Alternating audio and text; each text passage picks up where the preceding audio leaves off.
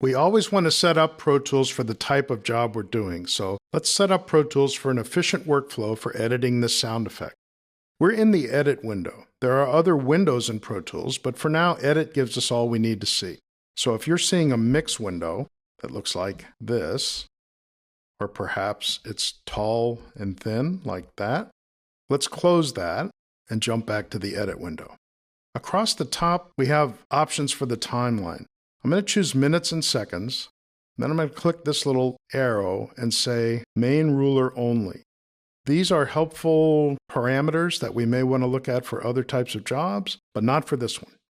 Right now, all I need is minutes and seconds. So main ruler only.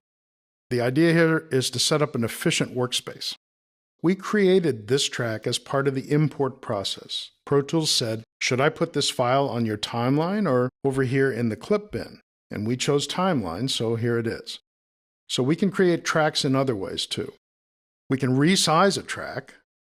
I can grab down here at the bottom and stretch it.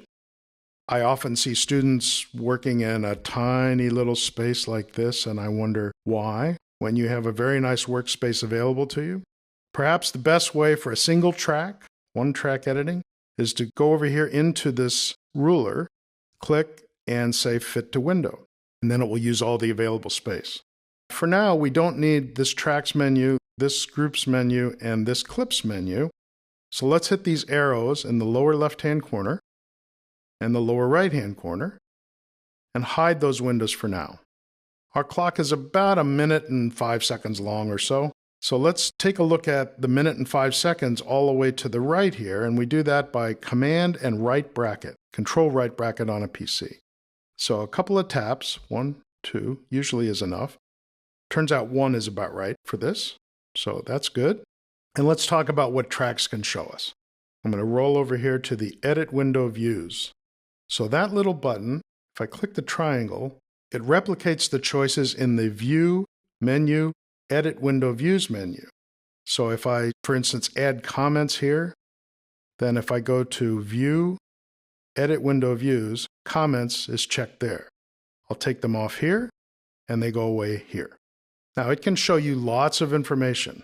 Let's say all. And now we have a whole lot of information between us and the audio file, and sometimes we don't want that. In fact, most of the time we don't want that. One way to get rid of what you don't want is to option click on these column headers, and they will just disappear and come back when you need them. To the right of that is a little clock and an arrow, and that's how you change from samples to ticks as far as resolution on the timeline. Rule of thumb, audio gets samples, MIDI gets ticks. Tracks can record, and the red button is the Record Enable button. Or they can be soloed, or they can be muted. Each track has a meter, that's this tall green line here, that monitors the level for that track. So just like stoplights, green is good, yellow is caution, and red is danger. In this case, danger means we might overload the converters and cause clipping, digital distortion. I think we've set up our workspace nicely here. I want to check the volume on this. I'm going to the Mix window. So that's Command equals, or I can choose this command in the window menu. I'm going to change this guy's volume a little bit. I think he's loud. Change him down to about there.